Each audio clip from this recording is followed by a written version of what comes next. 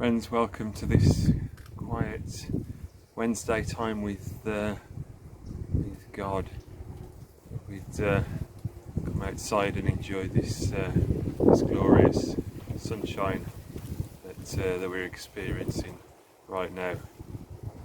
Just as I speak, the breeze picks up behind me.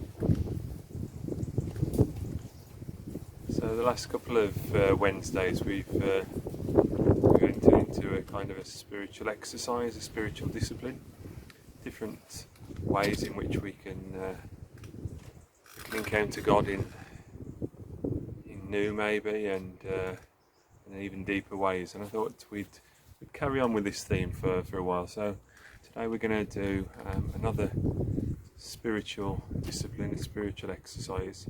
Sounds quite extravagant as in an exercise, but actually it's just a way in which we can get our soul exercised. It's kind of a soul exercising, and today we're going to use something that Anthony de Mello wrote about in one of his books on spiritual practices. He described it as the 1,000 names of God, and it was derived from an ancient Hindu practice where devout Hindus would memorize all the names of God and recite them one after the other during their prayer time. So I thought today, following this idea that Anthony put in his book, we could use names of Jesus as a way in which to help us to get closer. And it's going to involve a bit of creativity in the mind and in the heart. And don't worry if you think, well, I'm no good at being creative. Well, I think I'd argue that we've all got a creative streak inside us. We may not necessarily be able to write or paint or sculpt or whatever it is, but we've all got an imagination. And think of this as an exercise regime for our imagination and for our heart and soul. And we'll all be, I guess, familiar with all the scriptural names for Jesus: the Prince of Peace, the Way, the Truth, the Life, the Son of God, Son of Man, Emmanuel, Messiah. And they've all got their place, obviously, and they all describe Jesus in some different way. So today we're going to use our imagination to invent our own names for Jesus, and by that I'll use some of the examples that Anthony uses in the book. And he says creativity leads him to describe Jesus my joy, Jesus my strength, Jesus my love, Jesus my delight, Jesus my peace. And that's the sort of thing that we're trying to do right now. And so I invite you to just find somewhere comfortable to sit, and when we enter into the first quiet time, we're conjuring up in our minds those names which we want to associate with Jesus, whatever it is. Jesus my high tower, Jesus the source of my life, Jesus my soul's guide, whatever it might be. And invite you to spend a moment just thinking of those names, and then when you're comfortable with maybe one or two or three of them, then just to enter into a time where we're going to literally breathe those names in and out. So we're going to take that name in as we breathe in, and thinking about all the different connotations that it might mean. If Jesus is my high tower, what does that mean for me? And we're just going to spend time with that. And it might be that you find that there's one word, one name that's really resonates with you that you might want to just stay with. Otherwise you might want to try various ones. We're literally just being aware of our breathing and using those names to take us into a deeper space with God. So let's say find somewhere quiet, Sit comfortable, find yourself comfortable in your seat, your feet resting on this solid ground. And so friends, let's just spend that next few minutes, 3 or 4 minutes, just with that idea.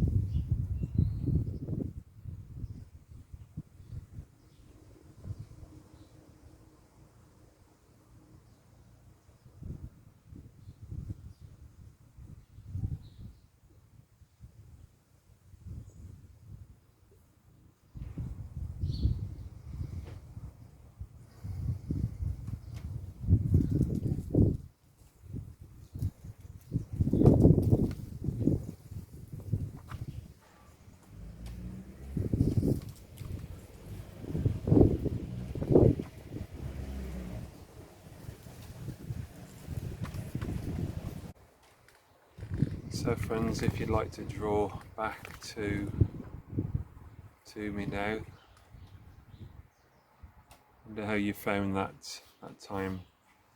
My experience is that sometimes you really just have to let go of all of your inhibitions and just allow your imagination and your mind to be creative and to run wild.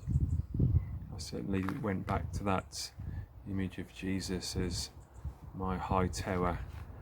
I had an image of a kind of a lighthouse in my mind's eye, and that lighthouse standing steady and firm against all that the elements bring as a sign to warn people and to keep people safe. And it just reminded me of how Jesus is always there for me, standing steady against all the elements, and being that light to guide me and to shine into those dark places as well. So now we're going to again spend another quiet time with similar kind of exercise. This time we're going to try and imagine Jesus himself conjuring up some words, some names to describe you and me. Similar exercise, concentrating once again on our breathing and making sure that our breaths are quite long and deep and slow and measured.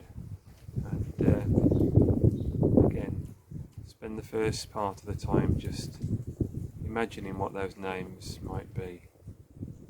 For me, it might be Chris, my blessed son. Chris, my joy. Chris, my purpose.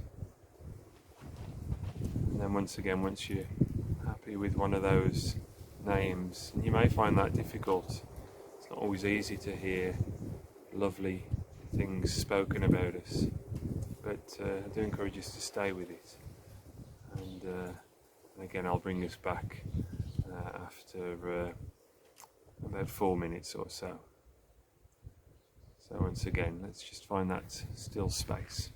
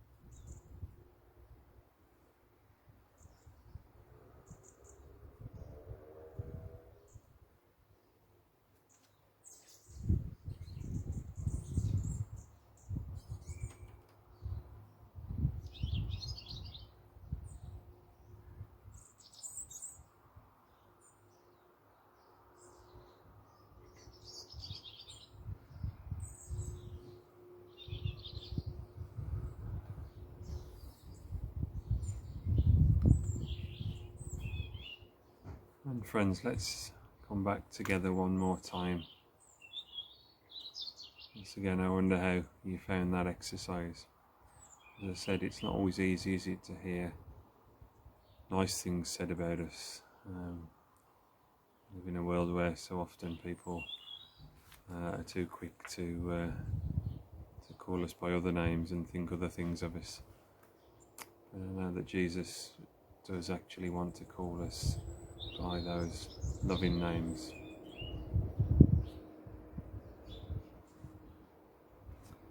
We're going to just spend the last quiet time together, taking things one step deeper. So we go back to those names that you thought about in the first exercise, those names that you conjured up for Jesus, whatever it was. Jesus, my high tower. Jesus, my joy. Jesus, my presence. And using those same names, so sticking with those same names, we imagine that Jesus is using those names that we used to describe him, that he is using those names to describe us. So just a note to say that obviously if we were using words of divinity, Jesus my God, Jesus the Son of God, Jesus the Prince of Peace, Jesus the Messiah, not to use those names obviously, but using that example again, there's nothing wrong with Jesus, imagining Jesus saying, Chris, you are my high tower, Chris, you are my strength, Chris, you are my presence. And again, similar theme, so we're just going to spend time getting used to that breathing, getting used to those exercises, and then spend again 3 or 4 minutes just with that idea of Jesus speaking those same names back to us. Chris, you are my high tower. And what does that conjure up for you and for me in our thoughts and images, in our mind and in our hearts? So once more, friends, for the last time, let's find that space to be still with God.